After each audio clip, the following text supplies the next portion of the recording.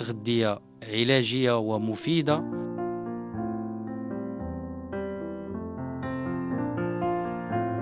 تغذيتك ممكن تكون علاجك. اكتشف كيف يمكن الأطعمة بسيطة وطبيعية تشفي الجسم، تنظف الكبد، توازن الهرمونات، وتمنحك طاقة طبيعية بلا أدوية ولا مكملات. كل لقمة كتدخل فمك يا إما تغذيك يا إما تمرضك. خلي غداؤك دواؤك، وابدأ رحلة الشفاء من الطبيعة. الزنجبيل يرفع المناعة وينشط الدورة. النعناع يهدي الأعصاب ويساعد على الهضم.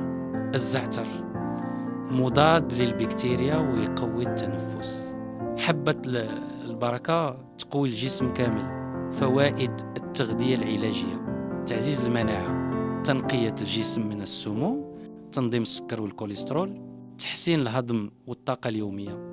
تابعنا لمزيد من وصفات الدكتور جمال الصقلي ووصفات طبيعية فعالة من المطبخ المغربي.